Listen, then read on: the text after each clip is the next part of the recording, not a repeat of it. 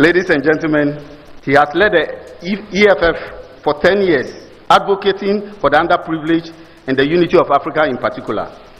His call for intra-continental trade, economic cooperation within Africa, and call for an African free from grips of corruption and imperialism has made him a notable figure in the liberation of Africa.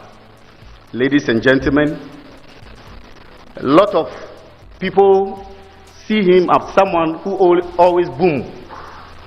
But today, His Excellency, former President of the Republic, Govt Akuffo, said he had a perception of him, but after meeting him today, he thinks that Julius is the type of young man Africa needs moving forward.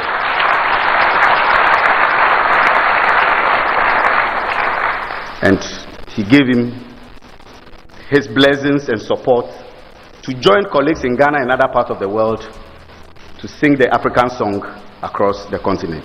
Ladies and gentlemen, invited guests, join me as I welcome to the podium our special guest for this August event, the first time in the history of Ghana, the founder and leader of the EFF, our brother and comrade, the Commander-in-Chief, Comrade Julius Malema. Ladies and gentlemen, Juju.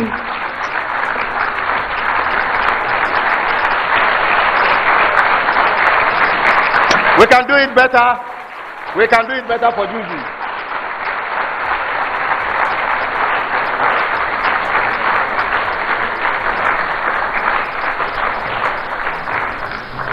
Thank you very much for those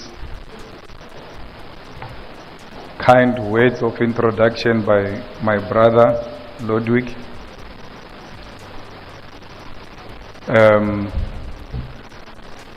Dr. Zineta,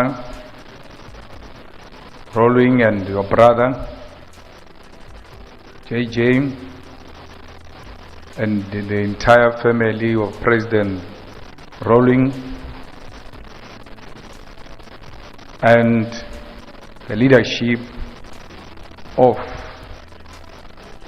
Arise, and the leadership of the NDC, CPP, the student representatives, and the national youth organizations that are here, and all those dignitaries that made this possible. Want to take this opportunity to salute you and appreciate the effort you have taken in making sure that we dialogue amongst ourselves as Africans without supervision, that we require nobody to come and be a supervisor for us to meet, that we can call each other on our own and have a conversation, and where we don't find one another, we agree to disagree, go different directions, to meet again tomorrow, because we believe in the power of persuasion. This morning I had an opportunity to meet President Mahama and President Akuffo, and we also visited a very important leader of our revolution, because we believe in both the living and the dead. So when you visit former presidents that are alive, you have a duty to also visit those that were revolutionary and they've passed on, like President Kwame Nkrumah. So we are here today to really salute the good work he has done. Maybe some historical background is also important before we get into issues, because we believe that we did not start the revolution. We inherited the revolution, and therefore it's important to always remind ourselves of where we come from. Prior to European arrival, Ghana was home to powerful empires like the mighty Ashanti, renowned for their gold trade and military prowess. These societies had complex social structures, sophisticated cultural traditions, and well-developed trade networks. An early victim of European interests, The European presence in Ghana began with the Portuguese explorers who arrived in the 15th century, and from then till the 19th century, Ghana, then known as the Gold Coast, became a major source of enslaved people for the transatlantic trade. European powers established ports and trading ports along the coast, exchanging manufactured goods for enslaved Africans captured primarily from the interior regions. The forced removal of millions of people had a profound demographic and social impact on Ghana. It weakened communities, fueled interstate conflict, and led to cultural loss. The transatlantic slave trade left a deep and enduring mark on Ghana's collective memory. While acknowledging the trauma inflicted, it's important to recognize the resilience and resistance displayed by many communities and individuals during this period. However, it was the Dutch, British, and later the French who played more significant roles in the colonization of the Gold Coast, what is now called Ghana. The British gradually expanded their influence and control through trade and the establishments of ports along the coastline. By the mid-19th century, the Gold Coast became a British colony. The scramble for Africa saw Britain and other European countries aggressively carving up the continent. The Gold Coast fell under British control, marking the start of formal colonial rule as a result of the Berlin Conference of 1884 to 1885. The imposition of colonial rule led to significant social changes. Traditional social structures were often disrupted and a new system were introduced to serve the interests of the colonizers. Furthermore, missionary activities played a role in introducing Western education and administration, Christianity, and a class of educated Africans who often aligned with the colonial rulers while the majority remained marginalized. There are those who wanted to assimilate with the British policies, undermining their own traditional languages, customs, and belief systems, contributing to a loss of cultural activity. The Gold Coast economy also became solely reliant on exporting raw materials, hindering internal development. The formation of political organizations such as the Convention People's Party, CPP, marked the beginning of organized political movements seeking self-determination.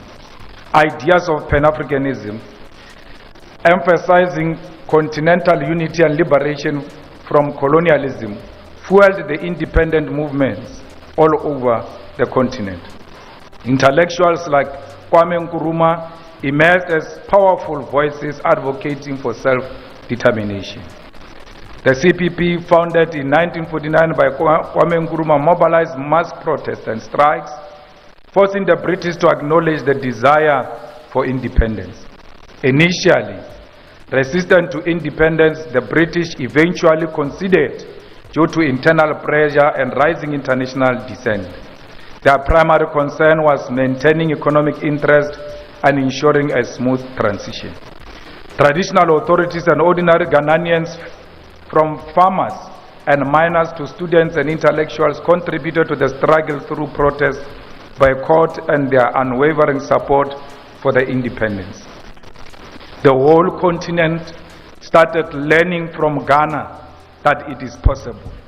So when you go to Ghana, it is not because you are going to teach Ghanaians anything, because they've seen it all, including leading the first determination of an African state on the 6th of March 1957.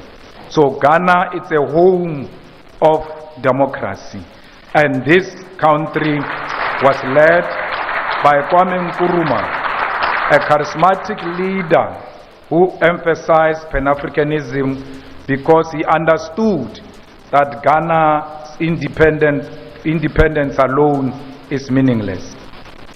Following the independence of Ghana, all liberation movements found a home here in Ghana. the Organization of South Africa, such as the ANC, the Organization of Angola, such as MPLA, the Organization of Mozambique, such as Frelimo, and many other liberation movements found this place as a liberated zone. And many of them started knowing what a passport looks like from here, because Nkwame Nkrumah make it a point that they are able to travel all over the world to spread the message of Pan-Africanism and independence of Africa. Nkrumah did not only develop connections amongst African state and liberation movements, Nkrumah developed connections with African American artists, writers, and all kind of people who were found in diaspora. That's why a lot of African Americans found resonance and found Ghana to be a place they can identify with as their home.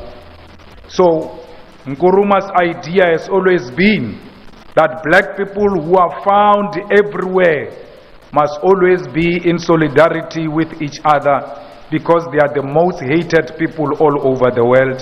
It doesn't matter where you find them. If you find a black person in China, give them love, because you must know they are hated. If you find a black person in the US or even in Russia, you must embrace one another irrespective of the countries you come from, because you are both hated. It doesn't matter how rich you are, it doesn't matter how educated you are, as long as you are an African, they treat you like a reject. That's why the unity of Africans and Pan-Africanism does not only mean those who are found in Africa. It means everybody else that looks African who's found everywhere in the corner of the world, because those are the people who have been robbed of their humankind. We also know that this country is the one that leads with successful succession which are peaceful. Of course, it experienced a bit of difficulty at some point, but since then, Ghana became the most celebrated democracy. But the democracy of Ghana is threatened by corruption. A corruption that made sure that Ghana does not pay its international debt. As a result, today, Ghana is unable to self-determine, because everything else is dictated to Ghana by IMF and the World Bank, because the current leadership failed to honor their obligation. Corruption is a threat to a wonderful democracy anyway, because it's eating on the moral fiber of democratic dispensation. We must never ever celebrate anyone who is corrupt or seek to defend the corrupt individuals, irrespective of our political affiliation. Those who are stealing from the public purse now, they are stealing from the future. That's why they are unable to pay the debt now, and they will not be able to pay the debt in future. And it is you, the youth of Africa, that are going to inherit the debt, and you will not be able to develop your own countries. There is a tendency in the African continent of the youth defending the old corrupt, because they give them the little money now and they forget the future. If you value yourself, if you value the future of this continent, you must stand tall and unashamedly fight corruption everywhere where it raises its ugly head. Don't care who says what. You must always speak truth to power. It doesn't matter who gets offended. The truth remains the truth, whether you are standing, whether you are sitting, whether you are sleeping, the truth will never change. And one thing you must know is that when you tell the truth to the powers that be, they may pretend now that they do not hear what you are saying. But when they are sleeping alone, their conscience speaks to them, and they must answer the question, is he or she telling the truth? And if the answer is yes, you have achieved your mission. They will never know they are corrupt until someone tells them on their faces that you are for yourself, you are for your family, you are for friends, you are for the politically connected, and you are not for our continent, because our continent is about the unity of African people that is based on economic ownership of the means of production. I want to say this today here, that xenophobic people are people who suffer from self-hate. Because when you love yourself, you will never hate another person. A black person who looks like you should serve as a mirror to you. When you look at that black person, you must see yourself. And therefore, you cannot say the people from Ivory Coast are not needed here in Ghana. They are taking our jobs and our opportunities, because there is no Ivory Coast, there is no Ghana. There is no Nigeria, there is no South Africa. There is no Liberia, there is no Botswana. There is Africa. Because we never determined these artificial borders. Some people went to sit somewhere and decided to divide us. And they did that with a pen and took away our brains, because there is no wall. In other places there is no fence, yet we see the wall and the fence that doesn't exist. We are unable to break these imaginary artificial borders, because our boss told us that we are divided. We are being treated like mad people, where you've got a gate without a fence. All of you, when you want to exit to Ivory Coast, you go to a border, and that border is a gate. But when you check on the side of the gate, there is no fence. Our people are living together. So Africa must stop behaving like a drunken master who goes through a gate in a yard that doesn't have a fence. It will never have a fence, because we are one thing. We marry into each other's communities and families. We go to each other's activities. We share cultures. And I know for sure that the people of Ghana dance to Amapiano. So why would they think that they are not South Africans, and why South Africans will think that they are not Ghanaians?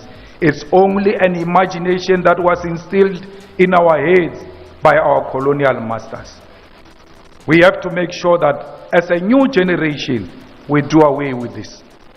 We, as a younger generation of Africa, we must not seek to get rid of the old in a disparate manner to a point where we destroy institutional memory.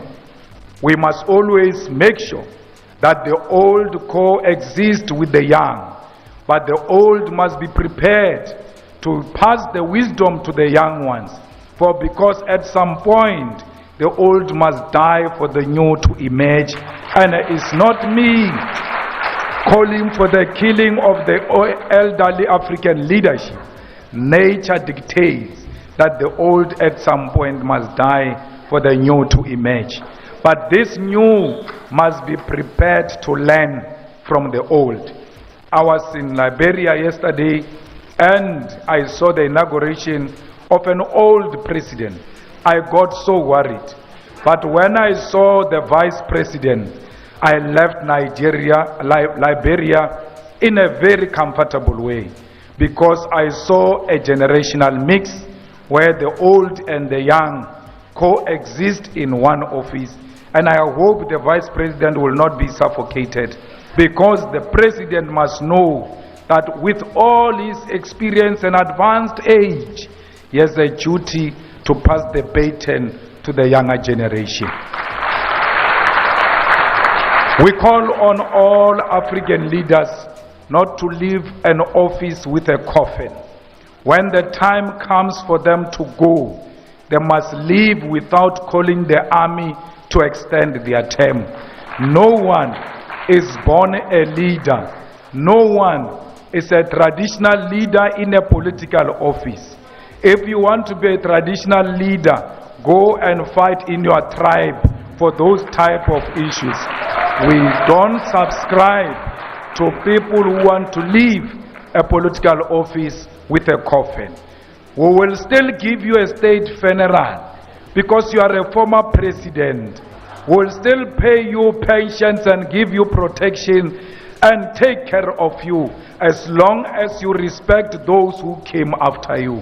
You have to ensure that democracy matures in such a manner in Africa, where the previous president does not make it his business to fight the current president. You must allow the new to lead with all their faults because you are the same. It doesn't mean you are perfect. The young ones who are coming after you will challenge the current one. No African leader who is on retirement should lead from the grave. They must all be like all other progressive former presidents who are statesmen at home waiting for courtesy visits and consultation and attending to honor state functions. Those are the duties of former presidents, because Africa must be stable. Africa must go through democracy at all times. And elections in Africa should never mean the blood on the floor. We Africans must hate seeing our own blood. We must always protect each other because we love ourselves so much that we don't want to see our own blood. I always tell them that white people do not want to see their own blood. That's why it's not easy for a white person to kill another white person. If a well-built white man comes in here and beat you up and you are thin like me, don't try to fight fiscal because you're going to be defeated. They are scared of their blood. Look for an object and threaten to throw that object on a white man. Is going to leave this wall running. Not because he's scared of the object, but he knows that he can be injured by the object and he will see his own blood. Africans don't have a problem with seeing their own blood. We kill each other at the slightest provocation. We don't negotiate power. We force our way into power. And in most cases, we are not even the initiators of this violence. It is white people who sponsor the black on black violence. Because of the absence of black consciousness, we find it easy to kill one another. The killings must stop in Africa. In Africa, guns must be replaced by hugs when we see each other. Even when we disagree vehemently, we must agree to disagree in a brotherly and sisterly way because we value each other's blood. Ghanaians, we must make sure that we refuse the suppression of media freedom, because without media freedom we are nothing. If there is anyone who can tell the world of any wrongdoing in Ghana and in South Africa and everywhere else, is the fourth estate. It must be protected. It doesn't matter how bad they write about you. You must protect their right to write. Because without that pen, you must know there is an ushering in of a dictatorship. If media is suppressed, if media can't write about corruption, if media takes bribes from governments, you must know those are the dark days of the African continent. Today, we've got our